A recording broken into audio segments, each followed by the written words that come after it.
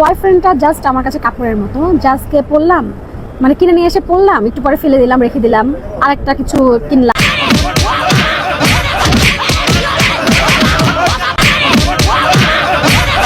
বাবা বাবা গো, ওরা কি আমায় মার্ডার?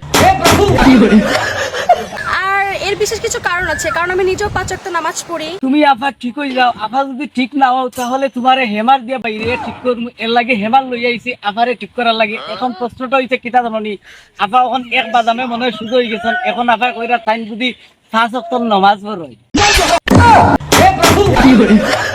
ধর্ষণের জন্য ছোট বাচ্চা সে কিনা সেটা দরকার হয় না, ঠিক আছে? জাস্ট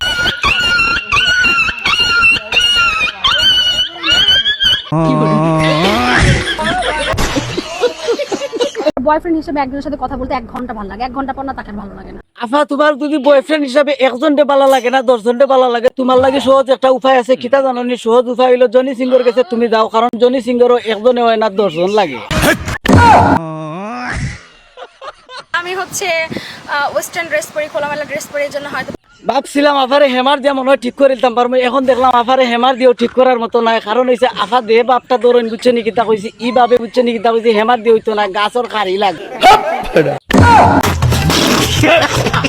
পরকীয়াটাকে আসলে আমি খারাপ চোখে দেখি না।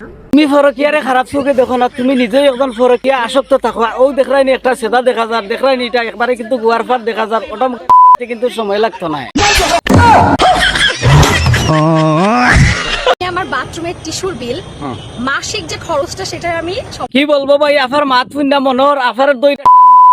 কারণ হইছে আফায় যেভাবে উল্টা পাল্টা কথাবার্তা শুরু করছেন হেমার দি বাইরেও আফারে কিন্তু ঠিক করতে পারলাম না। এখন প্রশ্নটা হইছে এমন আমরা এমন মুরা দিমু হেমার দি যদি না হয় এটা দেখরাইনি, ওটা দি উচ্চ নি কিতা কইছে জাগা মতো একবারে মলম লাগাই দিমু। হচ্ছে আমি অবশ্যই 5 ওয়াক্ত নামাজ পড়ি।